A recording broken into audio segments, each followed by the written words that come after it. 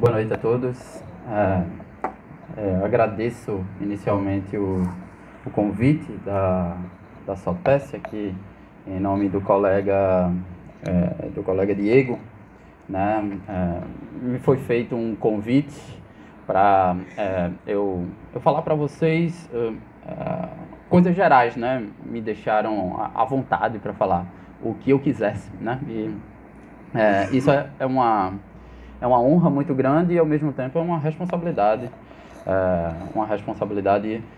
grande, né? Eu ensino em algumas instituições, eu ensino na Uninasal, na graduação, ensino na pós-graduação da Universo,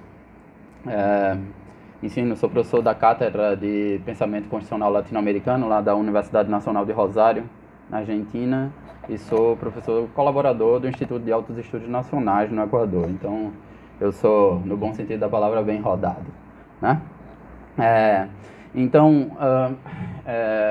E é uma honra muito grande estar aqui, porque normalmente os professores são convidados para eventos e vários professores dão palestras, né, sobre um tema de um evento. Então, quando a instituição convida um docente, cria um evento só para esse docente falar, então é uma honra muito grande, né? E eu queria trazer algo um tanto importante, né? Que vai ser importante para vocês e talvez vocês, enquanto graduandos em Direito, jovens juristas, como eu falo, quem me acompanha no meu canal do YouTube, né? Às vezes a gente não consegue ligar todas as matérias, os aprendizados de todas as matérias. Então eu quero fazer uma palestra, uma intervenção geral, pensando como um advogado, né? É claro que essa ideia de pensando como um advogado é uma ideia muito mais geral, né? Pensando como um jurista, como é que um jurista pensa?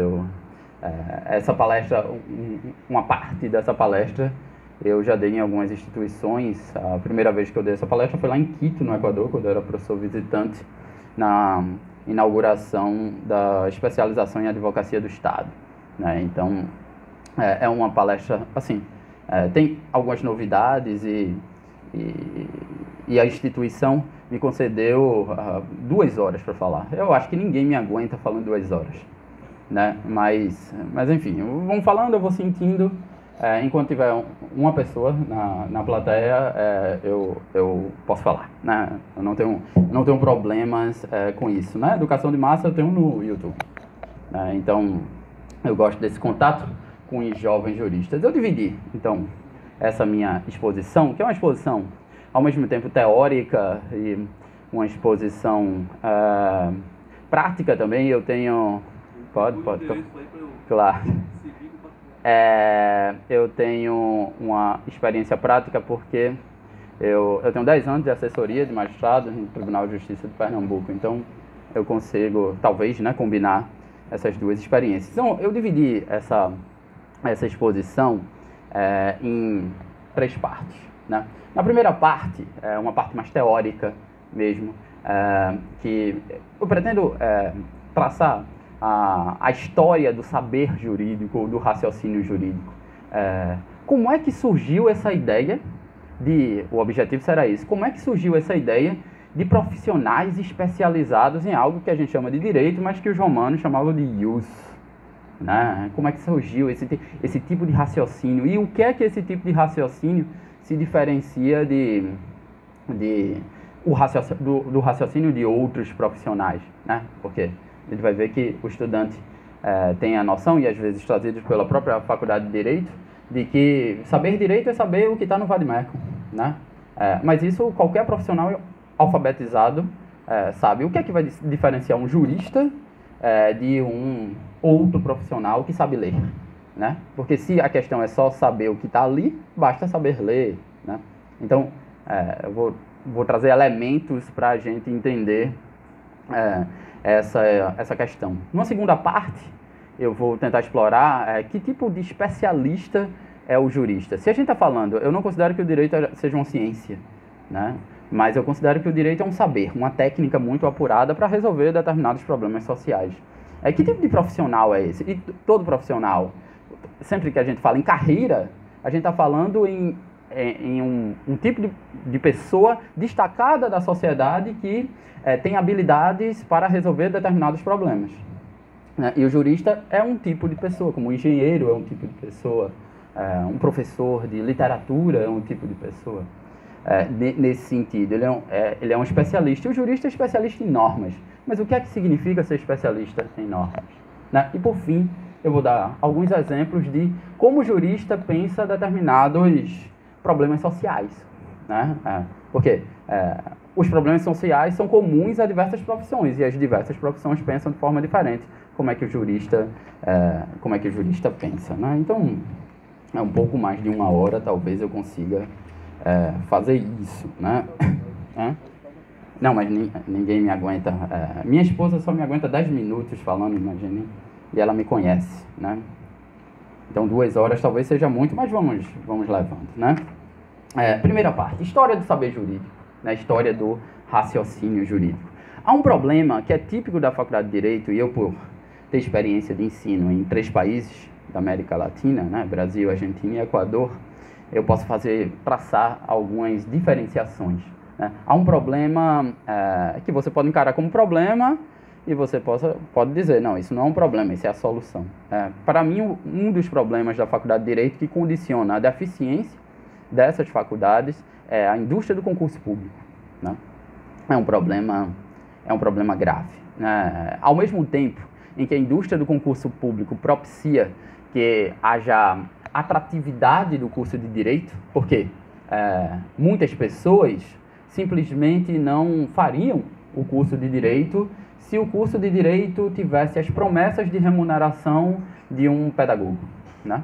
Não estou dizendo que ser pedagogo é ruim, eu sou casado com uma pedagoga, eu sou filho de professora, mas a promessa do salário de um jurista e aquele que entra na administração pública, principalmente, é muito maior do que a expectativa de um salário de um pedagogo, usando apenas como exemplo. Isso faz com que a gente tenha muita faculdade de Direito e não existe essa indústria do concurso nesses 2 países que eu ensino, Argentina e Equador. Não existe essa indústria. Isso faz com que o Brasil, não sei se vocês conhecem esse dado, o Brasil possui mais faculdades de Direito do que no mundo somadas. Ou seja, se a gente somar todas as faculdades de Direito do mundo, não tem a quantidade de faculdade de Direito que temos no Brasil. Isso faz com que, se a gente pensar, Aristóteles já dizia, quando se aumenta a extensão, diminui-se a compreensão. Né? Quanto mais a gente tem de algo, mais esse algo da sociedade fica, estando de fácil acesso, perde qualidade. Né? É igual, economicamente a gente pode explicar na lei da oferta e da demanda. Né? Quanto mais oferta a gente tem de um produto, mais barato esse produto. Né? Em tese.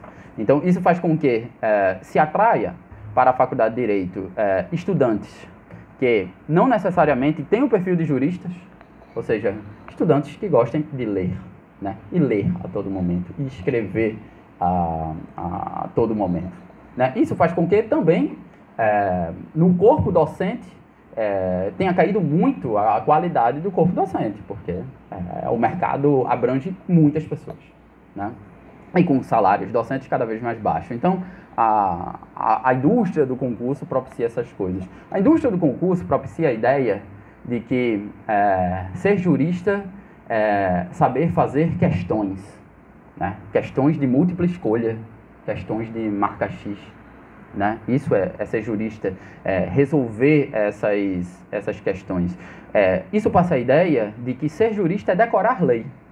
Né? Você tem que pegar o vade-mecum e estar a todo momento decorando a legislação. Isso faz com que, nas próprias faculdades de Direito, os professores façam prova de marca X para simular um concurso público. E os professores, não estou falando de todos, evidentemente, e cada um tem seu método, os professores façam prova sem consulta à legislação.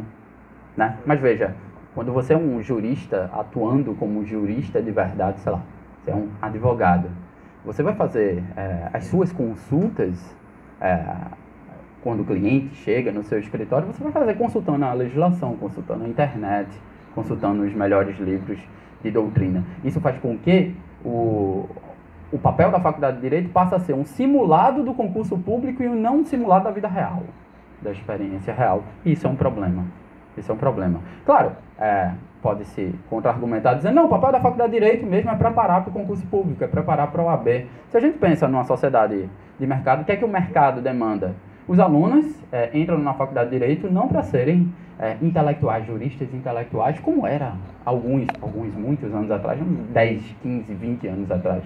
Os alunos entram na Faculdade de Direito para aprender a marcar X para passar em concurso público. E se os salários são tão elevados, você não pode nem criticar o aluno que queira... Só que isso gera esse problema. Qual é a consequência? O aluno pensa que saber direito é saber legislação, é decorar a legislação. Isso está certo e errado ao mesmo tempo. Por quê? Evidentemente que o jurista é aquele que entende qual é a legislação aplicável ao caso concreto. Isso certamente é verdade, mas certamente é apenas parte do problema, né? Parte do ofício do jurista. A gente vai ver mais para frente que o papel do jurista é saber, no mínimo, identificar a legislação adequada para resolver um caso concreto, mas não é só isso. O que é que define o jurista? E a gente vai ver mais para frente, mas eu já dou um gostinho. O que é que define o jurista é um conhecimento técnico sobre como ler a legislação. Eu vou chamar isso de uma lente, como esse meu óculos. Se eu tiro o óculos aqui, eu enxergo tudo embaçado. Então, quando a gente aprende um saber, uma técnica, a gente está ganhando uma lente pela qual a gente enxerga o mundo. Isso vai fazer com que os juristas sejam realmente especialistas em normas, porque eles aprendem na Faculdade de Direito, não a legislação necessariamente, mas eles aprendem na Faculdade de Direito a lente de como enxergar a legislação. Porque aí, se não fosse assim, se vocês não estivessem aqui para aprender uma técnica diferenciada, certamente vocês seriam menos competentes para entender e aplicar as leis do que um gramático, por exemplo. Alguém especialista em texto. A norma jurídica é feita no vernáculo português. Então, aquele que se forma em letras entende mais do vernáculo português, em tese, do que o jurista. No entanto, é o jurista que sabe aplicar o direito. Isso porque ser jurista não é conhecer a legislação, não é conhecer esse texto apenas. É ser dotado de uma série de técnicas que vão possibilitar a leitura desse texto. E são essas técnicas que devem ser focadas e aprendidas na faculdade. Não apenas a decoreba da lei. João Maurício Adeodato, professor da Faculdade de Direito do Recife, né? Alguns de vocês já devem ter estudado pelos livros dele. Ele me contava uma história quando eu fui aluno do doutorado, que tinha um sujeito que era especialista no imposto sobre o selo. Existia, eu não me lembro, né? Mas existia esse imposto sobre o selo. E um dia esse imposto acabou e ele se perdeu na vida. Ou seja, por quê? Porque ele não era um jurista na acepção da palavra. Ou seja, aquele que detém uma técnica de compreensão do texto. Ele só sabia o texto, né? Então é preciso ter certos cuidados. E a gente vai ver que, então, nesse sentido, um jurista é aquele que aprende esse conjunto de técnicas para a leitura de um texto. E para explicar como é que surgiu essa ideia, que surgiu em Roma, eu vou ter que voltar um pouquinho na história, né? E eu vou tentar fazer uma breve exposição um tanto comparativa entre Atenas, que é a principal cidade da Grécia, e Roma, né, que era o Império Romano, né? Em Atenas, e vocês sabem, já adiantando, que o direito surgiu em Roma, não em Atenas, né? Em Atenas, a gente vivia uma democracia direta. O que é uma democracia direta? Uma democracia direta é aquele sistema político, aquela técnica de governo pela qual os próprios cidadãos escolhem todas as regras que vão os subordinar, que vão criar essa sociabilidade. Então, uma democracia direta é diferente de uma democracia representativa, que é a nossa democracia liberal. Nós escolhemos os representantes, e os representantes escolhem as regras que vão guiar a nossa sociabilidade. Uma democracia direta não é assim. Todos os representantes, todos os cidadãos escolhem as regras diretamente. Isso, claro, é preciso fazer uma advertência, que a gente está falando de Atenas. E em Atenas, a democracia direta não tinha o conceito de sufrágio universal como temos hoje, cidadão universal. Em Atenas, poucos eram cidadãos. Eram os homens, cidadãos, e excluíam, que detinham determinada renda, e isso era excluído, escravos não eram cidadãos, estrangeiros não eram cidadãos e as mulheres não eram cidadãos. Então, era algo muito elitizado. Mas eu vou ficar com esse argumento ainda que elitista, de que na democracia direta ateniense, eram os próprios cidadãos que escolhiam todas essas regras. Isso fazia com que, por ser uma democracia direta, Atenas proibia qualquer tipo de representatividade. Ou seja, se você tinha um problema jurídico de aplicação da lei, você não podia contratar um advogado, não existia nem essa figura em Atenas, você não podia contratar alguém para lhe defender perante os órgãos judiciários atenienses. Isso não era possível. Era o próprio cidadão que defendia suas próprias causas. E o contrário também é verdadeiro. Quem julgava esse cidadão, as causas envolvendo os litígios entre os cidadãos, não era um juiz que só fazia isso da vida. Eram os próprios cidadãos em grandes tribunais. Então, os tribunais, os cidadãos, eram aqueles que defendiam suas próprias causas, e os cidadãos julgavam todas as causas daquela sociedade. Isso propiciou o surgimento de um tipo de intelectual em Atenas chamado de sofistas. Os sofistas eram aqueles que se contrapunham aos filósofos. Os filósofos estavam interessados na busca da verdade. Os sofistas diziam, a verdade não serve para isso, ou a verdade não existe, ou a gente não tem condição de acessar a verdade.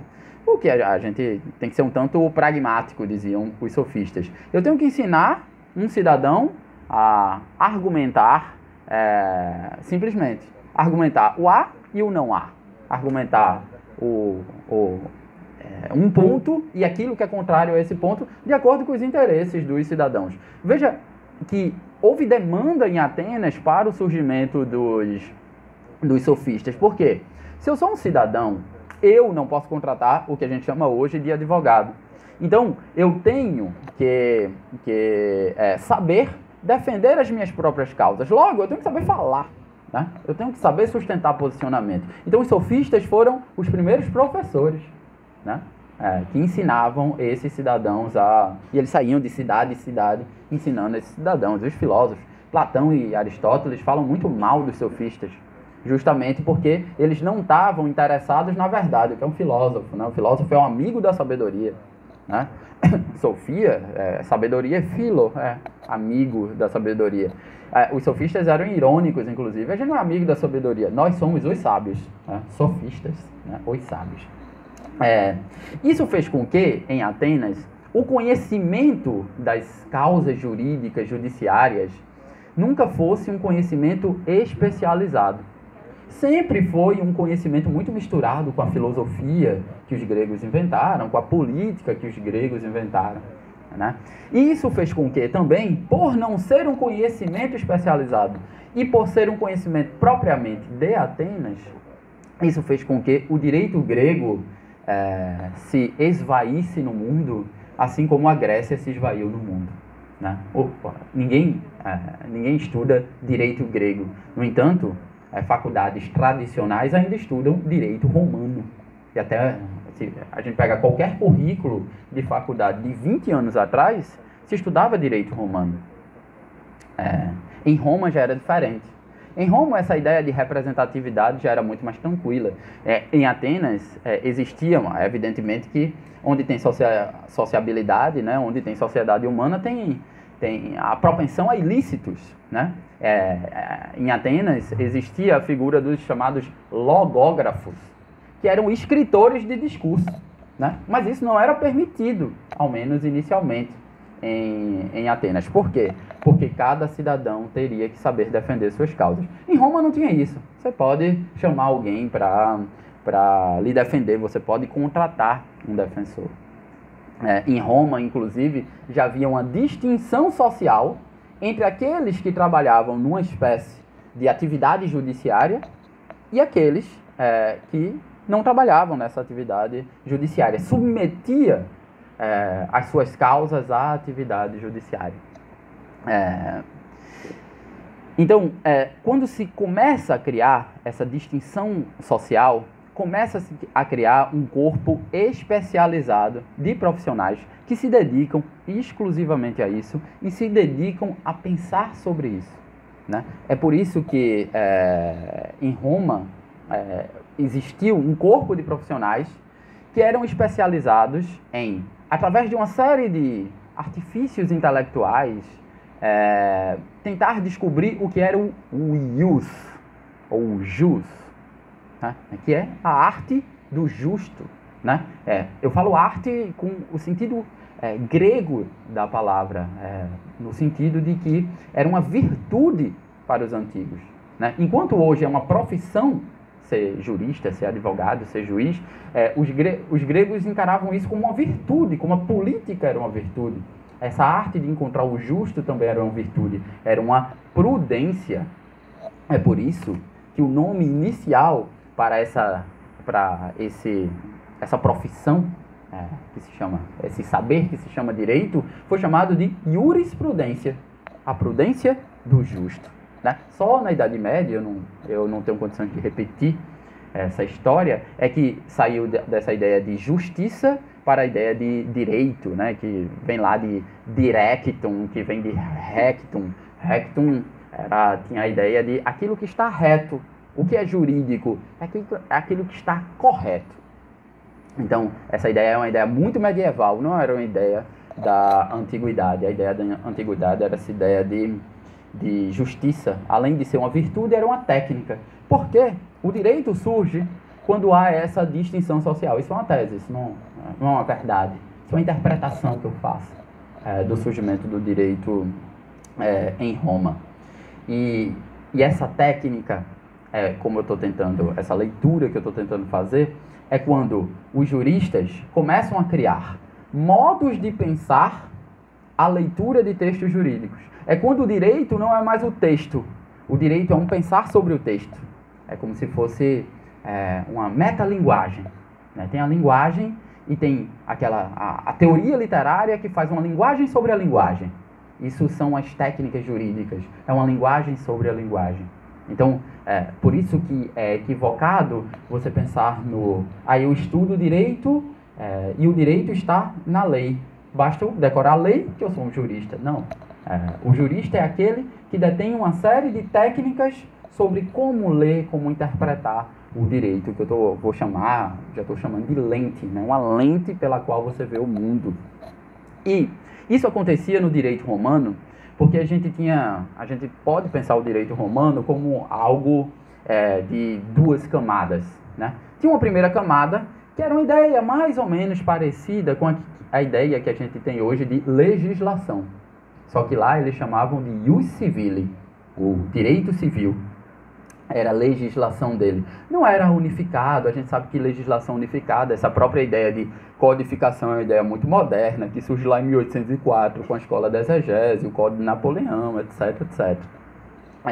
Mas existia uma proto-legislação, essa ideia de que a sociabilidade vai ser comandada por leis, né? E os juristas surgem, o direito surge em Roma, porque Roma desenvolveu uma série de técnicas de como ler essa lei. É pleonasmo isso, ler a lei, porque a lei, o vocábulo lei vem de legere, que quer dizer ler, leitura, né? Então, como a gente pensar a lente por meio da qual a gente enxerga essa lei? Ou seja, é uma leitura da leitura, por isso que é uma meta linguagem. E como é que quais eram as instituições que propiciavam essa especialização dos juristas, né? Eu penso em duas instituições. Uma são os pretores e outras são os jurisconsultos ou jurisconsultos. Os pretores eram uma instituição, eram um cargo que é um exagero que eu vou dizer, mas é similar ao poder judiciário, um cargo de juiz. Por que é um exagero? Porque Roma não conhecia a divisão dos poderes, assim como a gente conhece, né? A divisão dos poderes é uma ideia muito moderna, é uma ideia de 200 anos. Né? É uma ideia que surge com um movimento constitucionalista lá, com a Constituição de 1787 dos Estados Unidos, a Constituição de 1791 da França. A gente tem essa ideia de divisão dos poderes. Se vocês lerem a Declaração Universal de Direitos do Homem e do Cidadão francesa, lá de 1789, o artigo 16 vai dizer o que é uma Constituição. Uma Constituição é aquilo que estabelece um rol de direitos, que na época chamava-se de direitos naturais, mas hoje a gente conhece como direitos fundamentais, e aquele que divide o poder, divide o exercício do poder. Então é uma ideia muito moderna. Em Roma, ela não conhecia essa ideia de divisão dos poderes. Então um pretor era ao mesmo tempo alguém que cuidava das questões judiciárias, mas das questões administrativas. Então o pretor era uma mistura de juiz com prefeito.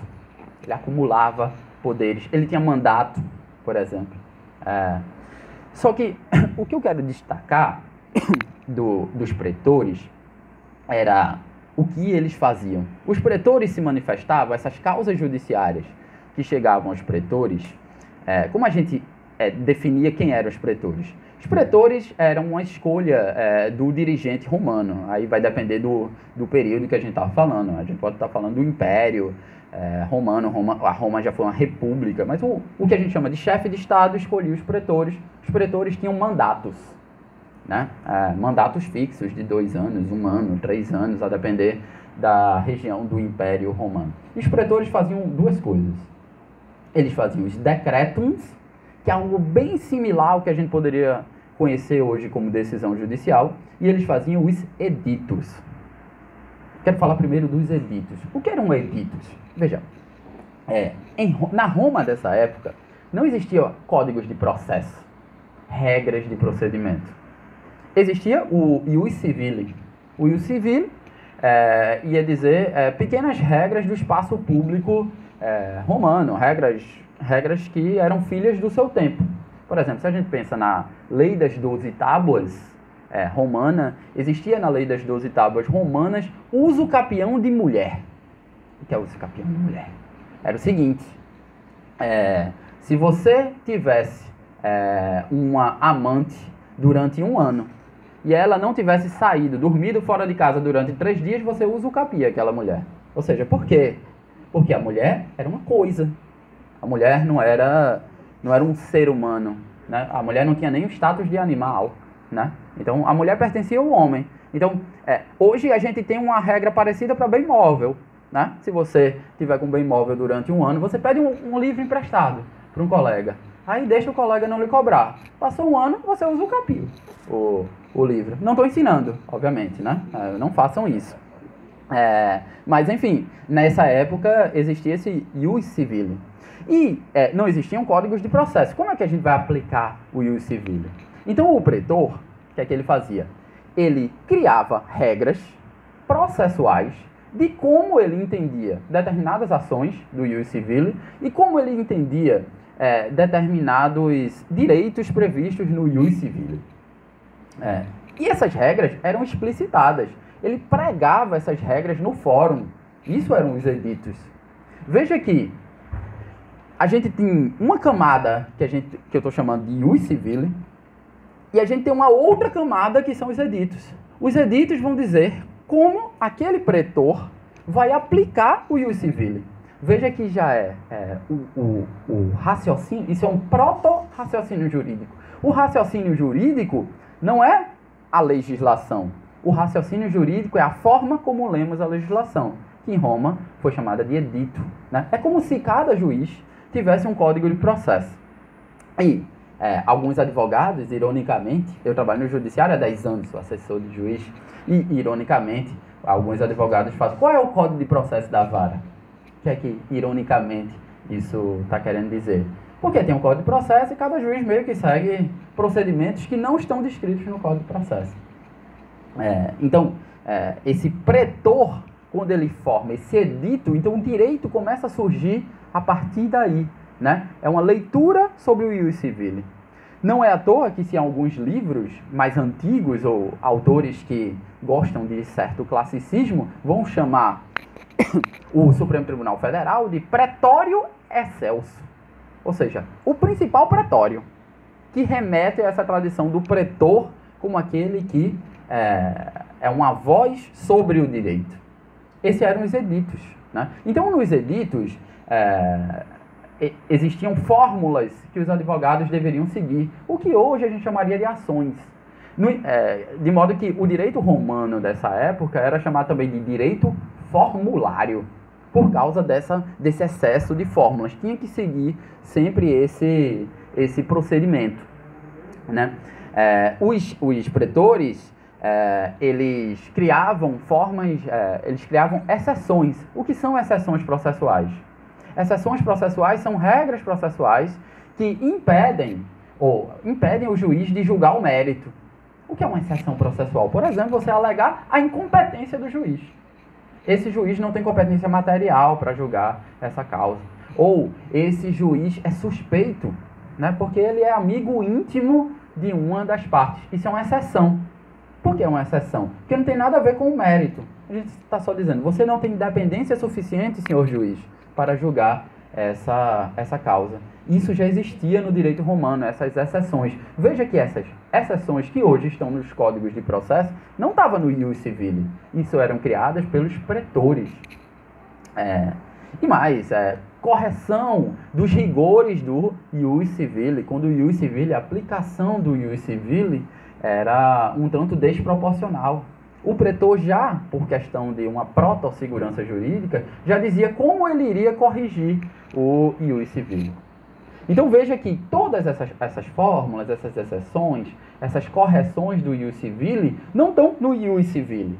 É uma linguagem sobre a linguagem do ius civile. E tinha um outro grupo de juristas chamado jurisconsultos. Os jurisconsultos eram a coisa mais parecida que a gente tem hoje com advogados.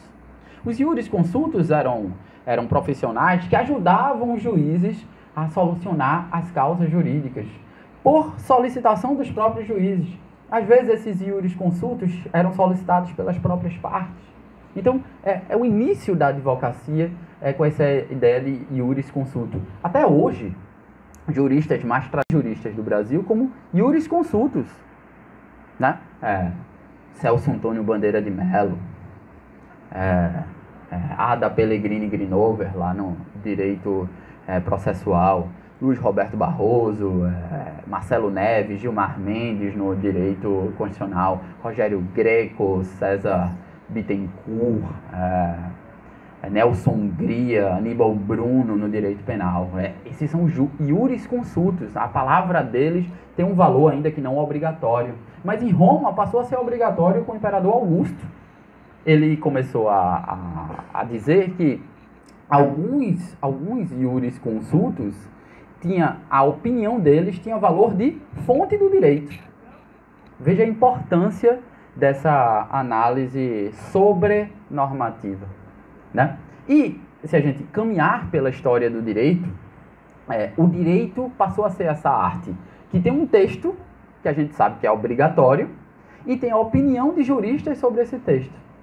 Lá na Idade Média, um imperador chamado Justiniano, ele queria dar mais segurança jurídica ao seu governo, né? E o que ele fez? Ele chamou um jurista chamado Triboniano, e ele disse: Triboniano, eu quero que você reúna as melhores lições dos jurisconsultos romanos.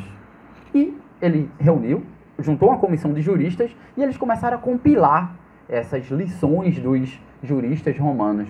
E essa compilação deu origem a um livro que é muito conhecido dos civilistas e daqueles que estudam história do direito, chamada Corpus Iuris Civilis. O Corpus Iuris Civilis é essa compilação dos juristas romanos. O corpus iuris civilis, na Idade Média, passou a ser o argumento de autoridade, a lei da Idade Média, né? Porque remetia a algo que dava autoridade, que era Roma. Surgiu posteriormente uma escola chamada Escola de Bolonha, que vocês em hermenêutica podem conhecer como Escola dos Glosadores. O que é isso? Glosas são comentários marginais a um texto. Qual era o texto dotado de autoridade para a Idade Média? O Corpus Iuris Civilis, né? Então, os glosadores faziam comentários marginais sobre o Corpus Iuris Civilis. Veja, o Corpus Iuris Civilis vem de opiniões lá da Antiguidade. Quando a Escola de Bolonha surge, já se passou 1000 anos das opiniões desses juristas. Então, precisava se atualizar esse Corpus Iuris Civilis. Então, os juristas passaram, essa escola dos glosadores, Escola de Bolonha, passaram a fazer comentários marginais nesse texto. Depois isso evoluiu, os comentários passaram a ser maiores do que o próprio texto. E aí surgiu a chamada Escola dos Comentadores, né? Isso lá no século XIV, XIII, é o início das universidades. E essa tradição permaneceu no direito. O que são os chamados códigos comentados?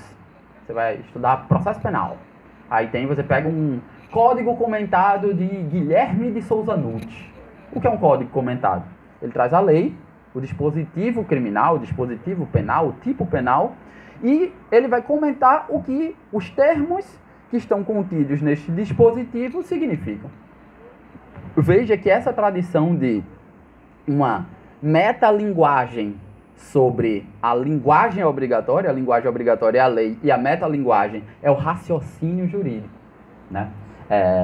De modo que eu posso fechar essa primeira parte da exposição fazendo uma conclusão um tanto simplista. Para mim, o que é um jurista? Pelo menos numa primeira menção. Um jurista é aquele que conhece os textos dotados de autoridade e a sua interpretação predominante. Jurista é aquele que conhece os textos dotados de autoridade e a sua interpretação predominante. Se eu sou um criminalista, qual é o texto dotado de autoridade? Código Penal, né? E não basta eu saber o Código Penal. Eu tenho que saber o que é que os juristas mais autorizados a interpretar o Código Penal acham do Código Penal, né? A gente vai ver como isso é importante. Eu vou trazer alguns exemplos para vocês. Isso remete à própria ideia, que é muito clara na nossa profissão, dos argumentos de autoridade. O que é um argumento de autoridade? É um conjunto de ideias de um determinado intelectual, em geral um jurista, que detém o reconhecimento pelos seus pares, outros juristas tão bons quanto eles, de que esse cara ele tem autoridade, ele sabe do que está falando, né? São essas pessoas que são dotadas de autoridade. Então, se eu estou falando de direito constitucional, os pares reconhecem que Gilmar Mendes, Luiz Roberto Barroso, Marcelo Neves, vários outros constitucionalistas, eles têm autoridade sobre o assunto. E, claro, as relações de poder exteriores ao mundo intelectual influenciam no mundo intelectual. Então, claro, Luiz Roberto Barroso já era um constitucionalista que tinha a sua autoridade, porque ele era um advogado, além de um professor, ele era um advogado de grandes causas.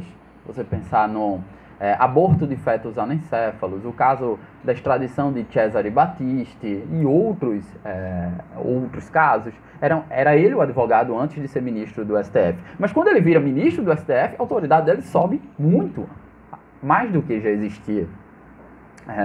Então, a ideia de autoridade é uma ideia de intelectualidade, mas também de que posto você ocupa naquela determinada sociedade, você ser reconhecido pelos seus pares, né? Então, e cada jurista tem uma determinada autoridade em uma determinada área. Os juristas que que chamam a atenção da sociedade, né? Por exemplo, eu tenho vários textos de direito constitucional, sou um constitucionalista, mas eu tenho uma determinada autoridade num nicho chamado hiperpresidencialismo, que é a ideia de que em determinadas configurações institucionais, desenhos constitucionais, o presidente da República tem muito mais poder do que as suas contrapartes, ou seja, o legislativo e o judiciário. E isso cria uma série de disfuncionalidades. Eu estudei isso de forma comparada na América Latina, né? Por exemplo, para o meu avô, eu era só um idiota, né? Tipo, um método como todos nós somos idiotas em certa medida para as nossas famílias, né? E meu avô só disse: eita, esse idiota tem alguma capacidade. Quando eu fui citado pela Corte Interamericana de Direitos Humanos, eu disse: não, é um idiota com alguma qualificação, né? Porque, veja, vocês vão ver isso. A pior coisa do mundo é advogar para a família. É uma desgraça, não façam isso nunca. Vocês vão esquecer o que eu estou falando e vão advogar, obviamente, né? Porque o parente lá vai lhe cobrar na ceia de Natal: ai, fulano que perdeu minha causa, né? Às vezes uma causa perdida. A família, os seus pais, você sempre será o filhinho, e o pai sempre sabe mais do que o filhinho, né? De modo, eu tenho dois exemplos assim. Minha mãe estava com um problema que envolvia questões constitucionais, e ela foi falar com o juiz da vara dele, um juiz conhecido, Sérgio Torres Teixeira, hoje é desembargador de trabalho. E ele virou para ela e disse: você tem um constitucionalista dentro de casa e você vem perguntar a mim? Por quê? Para minha mãe eu sou nada, né? Assim, eu tenho algum talento, mas ela sempre sabe mais do que eu, obviamente, como toda mãe, né? Tem um professor aqui de Direito Penal, quem for fazer OAB, for fazer cursinho para OAB, certamente vai conhecer, que é Giovanni Moraes. É um professor muito conhecido no âmbito da OAB. Tipo, em matéria de cursinho, é um dos melhores professores de Direito Penal, na minha opinião. E ele conta uma história que é mais ou menos nesse sentido. Ele estava em Serra Talhada, na casa dos pais dele, o primo dele é preso, e aí chega um outro primo dizendo: fulaninho foi preso, o que é que ele faz? Eles estavam jogando dominó, e ele já vai para dentro da casa para botar uma calça. Para quê? Para ir na delegacia. Aí é quando o pai dele profere a seguinte frase: precisamos contratar um bom advogado criminalista. então veja, para a família, vocês, claro, isso existem escalas a respeito disso, né? Mas mãe, uma última história. Meu professor da colégio, ele era doutor em física, né? Na minha família tem mais físico que gente, né? E aí a mãe dele estava misturando café, e aí ele dizendo: não, mãe, a energia cinética proporcionada pela velocidade que você está misturando esse café não vai esfriar o café. Ela disse: tu sabe de nada, menino. Então veja que não advoguem para a família. Vocês vão advogar? Vão, obviamente, né? Porque todo mundo é otário. E até aprender o quanto é ruim ser cobrado na ceia de Natal, né? O direito, vocês vão ver que os seus clientes chegam com um direito tão ruim quanto eu chego no médico. Eu só vou no médico quando eu estou morrendo, obviamente. Eu disse: não, desse ponto eu não passo, vou morrer, vou no médico. Ou seja, não tem muita coisa que o médico faça, né? Então, os seus clientes em geral vão chegar com um direito tão ruim e vão querer que vocês, advogados, façam mágica. Por quê? Porque os clientes veem filmes americanos. E nos filmes americanos os advogados resolvem tudo. Tem uma diferença, que é tudo mentira, né? Não serve nem para o direito americano, aqueles advogados espalhafatosos, e tem outros problemas, né? Que eles incentivam comportamentos ilícitos, né? Cometimento de ilicitudes, né? Enfim, não estou dizendo para vocês não verem filmes de tribunal, é sempre muito inspirador, os alunos gostam muito. Os alunos adoram fazer júri simulado na faculdade. Serve para quê júri simulado? Para pouca coisa, na minha opinião. Serve para você tirar foto, a faculdade dizer que está sendo ótima, a faculdade você mostrar para os seus pais e dizer: meu filho, como ele sabe falar. Por quê? Isso é uma posição polêmica minha, mas 95% da atividade de um jurista é uma atividade escrita. 5% é uma atividade falada, você vai fazer uma audiência, você vai despachar com o juiz, mas 95% é escrita. Qual é a matéria mais importante para a faculdade de Direito? Português.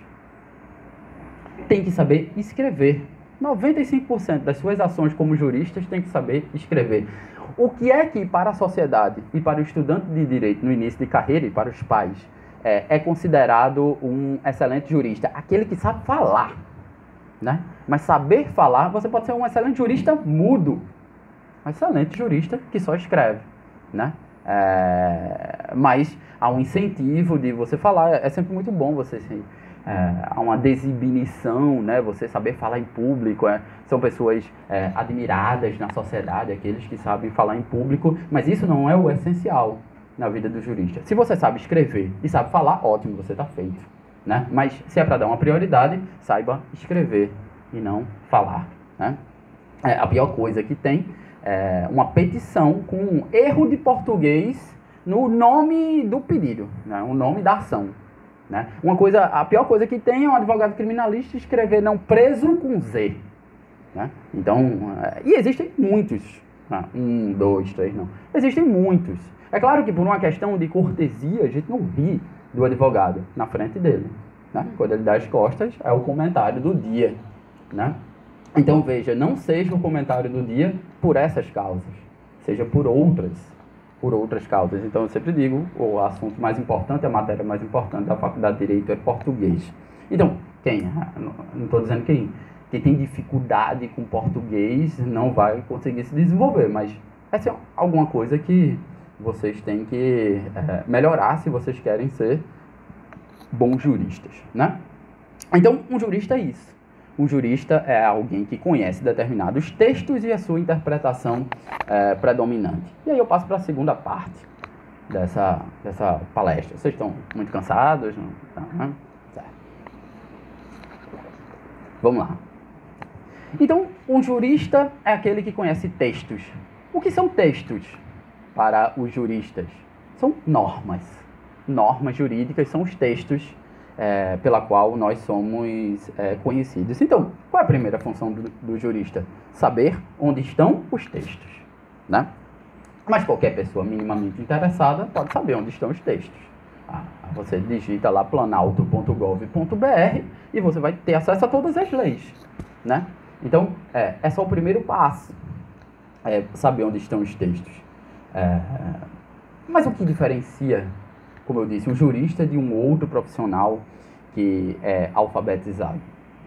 E qual é o efeito que os textos têm sobre nós juristas, né? Porque meu ponto é que os textos causam um efeito sobre os juristas que não causam sobre outros profissionais, como cientistas sociais, sociólogos, né? E o que diferencia um jurista? Porque um jurista interpreta melhor um texto do que aqueles que não são juristas, né? Porque um jurista interpreta melhor um texto que é escrito em linguagem natural do que aqueles que são especialistas em ler textos em linguagem natural, que são os gramáticos, literatos, por exemplo. Porque um literato fica boiando, fica voando quando vai ler uma lei. Primeiro que ele acha um porre, ele acha muito chato.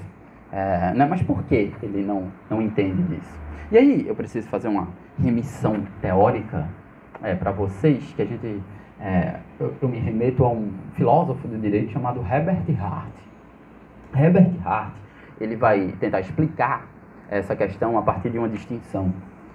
A distinção entre análise interna e análise externa do direito. E ele faz uma metáfora com os jogos de xadrez, né? Existem aquelas pessoas que conhecem as regras do xadrez e eles são jogadores, então aquelas regras os constrangem. E existem aquelas pessoas que não conhecem as regras e só estão observando essas regras. Aqueles que não são jogadores, Hart fala que eles são externos ao jogo. E aqueles que são jogadores, Hart fala que eles são internos ao jogo. Então, para análise externa, as regras são vistas como um padrão, né? Como assim um padrão? O que é um sociólogo? Um sociólogo é aquele profissional que tenta estabelecer padrões de comportamento de uma sociedade, leis em uma sociedade. Nesse ponto, o sociólogo se parece muito com um físico. O que é o físico? O físico observa um fenômeno social e se esse fenômeno se repete, ele, através de um método científico muito sofisticado, ele cria a ideia de lei, né? Lei é aquele fenômeno que é observado. Por exemplo, lei da gravidade. Todas as vezes que deixamos de exercer uma força sobre determinado objeto, esse objeto tem um peso que tem a tendência de ser atraído para o centro da Terra. Enquanto isso for se repetir, tem uma lei da física chamada lei da gravidade. A lei jurídica, e isso é uma análise externa, se esse padrão se repete, é um padrão. Se não se repete, ele não tem validade nenhuma para o sociólogo, né? Então, se uma norma jurídica para o sociólogo é aplicada, se repete, é efetiva, ela é sim uma norma jurídica que constrange a sociedade. Se ela não é aplicada, não é efetiva, não é uma norma jurídica para o sociólogo. Porque para os juristas tem um efeito diferente. Então, para os juristas, as regras têm um valor. Tem um valor que constrange os juristas, independentemente dessa regra ser obedecida ou não, né? A gente sabe que a contravenção penal é participar de jogos de azar, né? Mas a gente vê a cada esquina um jogo do bicho, né? Isso faz com que o jogo do bicho seja permitido? Não. Isso faz com que essa regra que diz que jogos de azar é proibido é uma regra inefetiva. O sociólogo vai dizer, não é uma regra, não é um padrão. O jurista vai dizer, é uma regra, só que essa regra não tem eficácia. A gente vai ter uma outra espécie de raciocínio. Veja, o próprio Estado, ele explora jogos de azar. O que é Pernambuco da sorte? O que é Mega Sena? É um jogo de azar. Uma vez eu vi um matemático dizendo que a chance de você ganhar na Mega Sena é a mesma chance de um furacão bater num ferro velho e dali sair um Boeing. Então veja que é um pouco difícil e é impressionante como naquele escândalo, alguns de vocês são muito jovens, mas dos anões do orçamento na década de 90, teve parlamentares que ganharam 7, 8, 9 vezes na Mega Sena. A que você atribui isso? Sorte. Impossível, né? É um ato de corrupção. Então, para os juristas, as regras, e aí que a metáfora é com os jogadores do xadrez, as regras, elas devem ser obedecidas. Ela tem uma razão de ser obedecida, né? É por isso que o jurista não faz uma análise externa, identificando padrões, hábitos, regularidades tão somente. O jurista faz uma análise interna. Porque, a despeito de uma lei não ser obedecida, não quer dizer que ela não deve ser obedecida. É por isso que o sociólogo estuda o ser, o fenômeno. E a gente diz que os juristas estudam o dever ser, o que deve ser a sociedade. Não é o fato de mulheres apanharem acima da média, pela média do que se considera adequado, porque em todo relacionamento, mulheres vão ser agredidas no mundo inteiro. Por que existe uma lei Maria da Penha? É porque considera-se que no Brasil as mulheres são agredidas acima do que as pesquisas indicam do que é o natural em um relacionamento onde um tem mais força física do que o outro. É por isso que se faz uma lei, né? E o jurista, ele vai identificar um valor nessa lei, independentemente se a lei for cumprida ou não, né? Um sociólogo vai dizer que não existe proteção das mulheres, né? Porque as mulheres só se aumenta a estatística de violência doméstica contra a mulher. O jurista vai dizer, o fato de essa lei, essa disposição não ser tão respeitada, isso não invalida a lei. Porque a gente não está lidando com padrões, com ser, a gente está lidando com dever ser. O direito é uma técnica de orientação de conduta. A gente quer que as mulheres sejam respeitadas, a gente quer que as mulheres não sejam violentadas. Ah, mas não é o caso do Brasil. Não, mas essa é uma orientação. O que a gente quer que seja assim, a gente quer modificar o mundo, a gente não quer explicar o mundo. E essa noção é muito importante de ser atendida. Você lembra da lei da gravidade? Que eu disse que os corpos têm a tendência de serem puxados para o centro da gravidade. Um prefeito de Carpina tinha muito deslizamento de terra na época da sua gestão, e ele chegou para o chefe da Defesa Civil e disse, senhor engenheiro, por que está acontecendo isso? Como é que a gente resolve? Não, isso não é culpa da gente, isso é culpa da lei da gravidade. E aí o prefeito disse, então vamos na Assembleia revogar essa lei? Veja, ele parece que não entendeu que estavam falando de leis diferentes. Uma é a lei jurídica, que é um dever ser. Outra é uma lei física, que só é alterada se o estado de coisas é alterado. O estado de coisas físico, natural, é alterado. Então, a norma, ela constrange o jurista, porque a norma tem um valor. A gente é catequizado na faculdade de Direito para obedecer às normas. Não significa que necessariamente a gente obedeça. Aquele que não tem noção do valor que tem uma norma, como um sociólogo, como um cientista social em certa medida, obviamente, não interessa para ele se tem uma norma dizendo que fulano tem direito a uma coisa. O que interessa são os padrões. Uma vez, quando minha filha era bem mais jovem, ela fazia uma besteira, eu sempre chamava ela para conversar e eu dizia: filha, vamos entrar em acordo. Ela disse: mas sempre quando você diz que a gente vai entrar em acordo, você só quer fazer o que você determina. Então veja, para ela não interessa se tem uma norma em que pais modernos, eles dialogam com os filhos meio de forma igualitária. Para ela, efetivamente, não tem igualdade nenhuma, porque é só uma disfarçatez da minha pessoa como pai que diz: vamos entrar em um acordo quando eu estou fazendo uma imposição. Né? Então, se você chega num presídio e diz: olha, você que está nessa cela de, sei lá, 6, 7, 8 metros quadrados com 47 pessoas, você tem direito humano. Né? Você tem direitos humanos. Eu disse: não, porra nenhuma. Porque direito humano não é nada. Direitos humanos são nada para mim. Né? Chega para uma mulher que é constantemente violentada e diga que ela tem direito à proteção. O Estado pode proteger. Ela diz: pode não, porque o Estado nunca protegeu. Né? Então, veja que para o jurista a norma jurídica tem um valor, né? Que para aqueles que não são juristas não tem esse valor. Né? Então, o jurista sabe que ele é obrigado a obedecer uma norma. Só que não é fácil obedecer uma norma. Não porque a gente vive num país de ilicitude, etc, etc. É que as normas não são imediatamente claras. As normas não são imediatamente claras.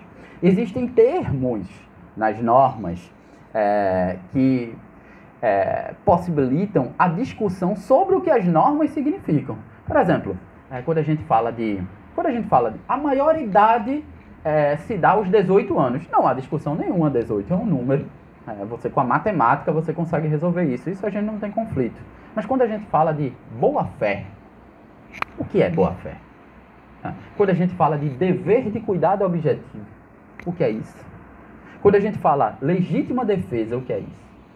Né? Porque veja, se eu perguntar para alguns de vocês que já estudaram direito penal, o que é legítima defesa? Vocês vão falar quando alguém repele injusta agressão contra si ou contra outra, etc, etc. A definição teórica é simples, mas aplica isso no caso concreto. O sujeito estava ou não recebendo uma injusta agressão. E a lei ainda diz que essa injusta agressão deve ser repelida pelos meios proporcionais. O que são meios proporcionais? Não estou dizendo que é impossível determinar o que é uma injusta agressão ou o que são meios proporcionais. O que eu estou dizendo é que não é matemático. Né? As normas não impõem o seu sentido por si mesmo. É preciso que o jurista descreva qual é o sentido dessas normas. Exemplo concreto. É esdrúxulo, mas é concreto, em razão da legítima defesa. Eu trabalho no Fórum de Jaboatão e teve um júri lá em que um sujeito, era um pedreiro, e ele tinha 2 assistentes. Uma era a esposa dele, a outra era só um assistente. Né? E a esposa dele pegou ele sem querer, passando a mão na bunda da assistente. Sem querer, essas coisas não acontecem intencionalmente. Né? E aí a esposa deferiu um tapa na cara do sujeito. E ele, repelindo injusta agressão e usando dos meios proporcionais, ele deu 8 facadas nela. Né? E veja, injusta agressão e meios proporcionais, né? Então veja, e ele foi absolvido pelo júri por legítima defesa. Né? Agora veja, existe uma série de erros que a gente poderia relatar, erros inclusive do Ministério Público ao eleger um corpo de jurados, um conselho de sentença, todos compostos por homens. Né? Não poderia dar certo um corpo de jurados desse. E de todo modo, o Ministério Público recorreu, que vocês vão aprender que no Tribunal do Júri, uma das possibilidades de recurso é quando a decisão do jurado, que não precisa motivar a decisão, ela é totalmente incompatível com a prova dos autos, que é o caso. Você recebe um tapa e você desfere 8 facadas contra essa pessoa que lhe deu o tapa, isso nunca é meio proporcional. Né? Isso nunca é legítima defesa. Então foi recorrido, o Ministério Público recorreu desse caso. Mas veja, não é fácil determinar o que alguns termos das normas jurídicas. É por isso que a gente aprende, eu estou sustentando aqui com vocês, que o papel do jurista é entender, compreender e aprender uma sobrelinguagem, uma metalinguagem. Não é decorar a legislação, é a lente por meio do qual você lê a legislação. E aí, é por isso que existe uma disciplina chamada hermenêutica jurídica. Né? Hermenêutica jurídica, de forma um tanto simplória, é uma disciplina que ensina os juristas uma série de técnicas e métodos de interpretação. Né? A hermenêutica vem de uma palavra grega chamada hermeneuon, que quer dizer desvelar aquilo que está obscuro. Tem alguma coisa que está obscuro, eu uso uma técnica para atribuir significado a essa coisa. Por quê?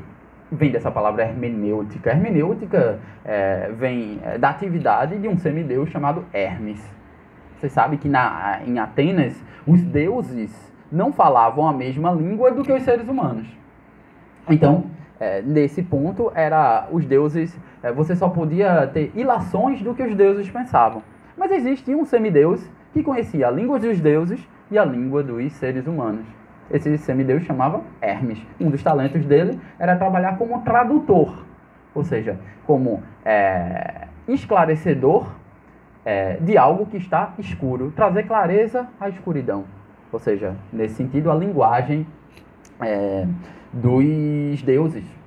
Então, isso é uma excelente metáfora para a gente entender o papel do jurista. O que é uma hermenêutica jurídica? Um conjunto de técnicas por meio do qual os juristas determinam o sentido que existe nas normas jurídicas. Porque as normas jurídicas não impõem o seu sentido, não são imediatamente claras.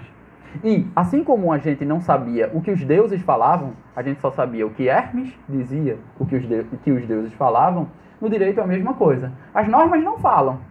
O que é que a gente sabe? O que os juristas dizem que as normas falam. O que o jurista diz que as normas significam. E isso, a consequência também é que quanto mais autoridade detém um jurista, mais ele é respeitado na atribuição de sentido às normas jurídicas, mais a sua interpretação é respeitada. Né? É por isso que vocês vão aprender esse conjunto de técnicas, que são os métodos de interpretação. Eu não vou passar por todos os métodos de interpretação, mas eu vou falar de alguns para a gente entender como é que o jurista pensa, como é que o jurista raciocina, esse especialista em normas.